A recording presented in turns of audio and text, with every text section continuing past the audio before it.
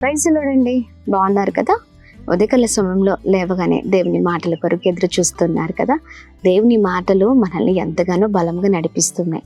మరి ఆలస్యం చేయకుండా ఈ ఉదయం దేవుని మాటలు ధ్యానిస్తూ బలంగా ముందుకు సాగుదామా? ప్రత్యేకంగా ఉదయకాల సమయంలో ప్రభు మాట్లాడుతున్న తన ప్రత్యేకింపబడిన మాటలు 147వ కీర్తనలు 11వ వచనం. తన కృప కొరకు కనిపెట్టు వారి యందు యెహోవా ఆనందించు వాడై ఉన్నాడు.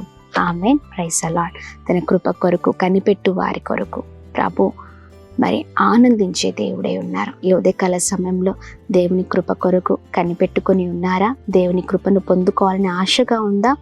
దేవుని కృప ద్వారా నేను నా జీవితం అద్భుతకరంగా ఉంటుందని ఎంతమంది అయితే ప్రార్థిస్తూ దేవుని మాటలు వింటూ దేవుని మాటల చొప్పున బ్రతుకుతున్నారో, ఇదిగో వారి యందు ప్రభు ఆనందించే దేవుడై ఉన్నారు.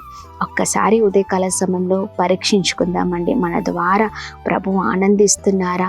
మన ద్వారా ప్రభు మహిమపరచబడుతున్నారా? లేదా దుఃఖముతో ఉన్నారా?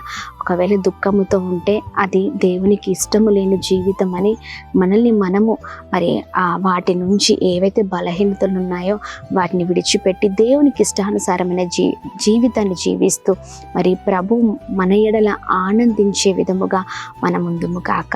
Praise the lord. God bless you all.